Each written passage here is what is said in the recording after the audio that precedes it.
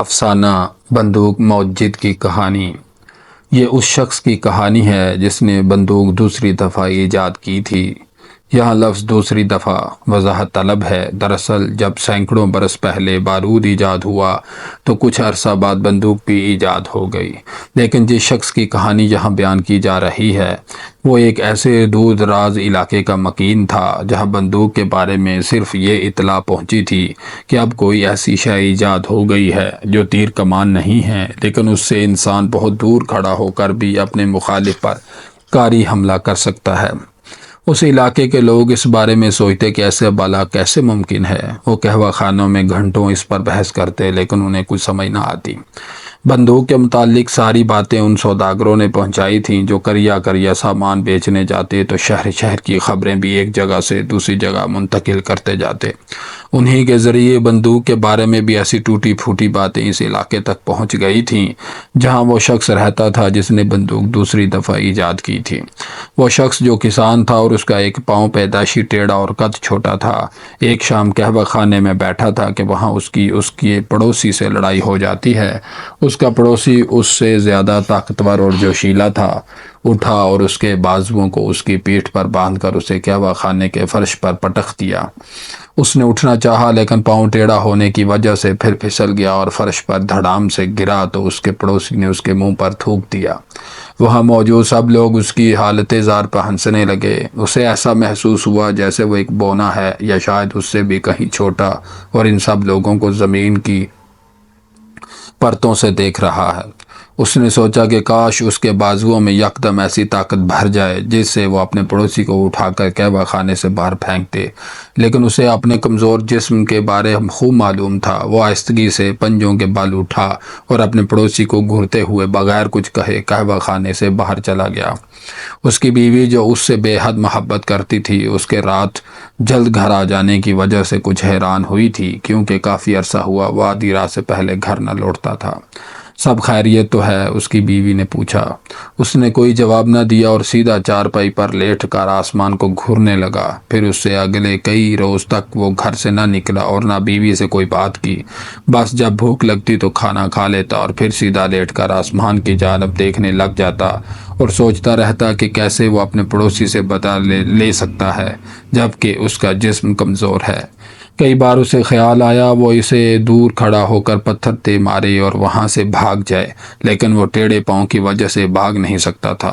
تلوار سے حملہ کرنے کی اس میں قابلیت نہیں تھی۔ تیر کمان چلانے سے اسے یہ بات دور رکھتی کہ اس کا مخالف یقیناً اس حملے سے میں بچ جائے گا اور پھر اس کا وہاں سے بھاگنا ناممکن تھا۔ آخر ایک روز یوں ہی سوچتے ہوئے اس کے ذہن میں سوداگر کی سنائی بات آئی کہ دنیا کے کسی کونے میں ایک ایسا ہتھیار ایجاد ہو گیا ہے جس سے آدمی بہت فاصلے سے اپنے مخالف پر حملہ کر سکتا ہے اور اس کے حملے سے بچ نکلنا ناممکن ہوتا ہے۔ یہ خیال آتے ہی اس کے دل اور دماغ سے بھاری بوجھ کم ہو گیا۔ اس نے سوچا یہی وہ شے ہے جس کی اسے تلاش ہے، صرف اسی سے وہ اپنی بے عزتی کا بدلہ چکا سکتا ہے۔ لیکن وہ نہیں جانتا تھا کہ وہ ہتھیار ہوتا کیسا ہے اور اس سے کیسے اور کیوں کر مخالف دور ہی سے حملہ کیا جا سکتا ہے۔ وہ دن رات یہی سوچتا رہتا۔ پھر ایک دن اسے پتہ چلا کہ کسی دور دراز علاقے سے ایک سوداگر اس کے شہر میں آیا ہے۔ وہ فوراً اس کے پاس پہنچا اور کہا، جناب آپ دنیا کے کس کس شہر میں اب تک گھوم چکے ہیں؟ میں تقریباً ساری دنیا دیکھ چکا ہوں۔ اس سفر میں میں نے ایسے علاقے بھی دیکھے ہیں جن میں 6 ماہ دن اور 6 ماہ رات رہتی ہے۔ دنیا میں ایسے علاقے بھی موجود ہیں جہاں ہر روز برف گرتی ہے اور کچھ ایسے صحرا ہیں جو اس قدر گرم ہیں کہ ننگے پاؤں چلنے والوں کے پیر کباب ہو جاتے ہیں۔ مجھے ان علاقوں کے بارے کچھ مزید جاننا ہے، اس نے سوداگر سے کہا۔ ہاں ضرور پوچھو، کیا پوچھنا ہے؟ دراصل میں یہ جاننا چاہتا ہوں کہ دنیا کے مختلف علاقوں میں لڑائی کے کون سے طریقے رائج ہیں۔ کیا وہ تلواروں سے لڑتے ہیں یا کوئی اور چیز بھی ایجاد ہو چکی ہے؟ کچھ عرصہ پہلے ہمارے علاقے میں ایک سوداگر آیا تھا جس نے ہمیں بتایا کہ دنیا میں ایک ایسا ہتھیار ایجاد ہو چکا ہے جو تیر کمان بھی نہیں، لیکن اس سے دور کھڑے ہو کر بھی مخالف پر جان لیوا حملہ کیا جا سکتا ہے۔ کیا یہ سچ ہے؟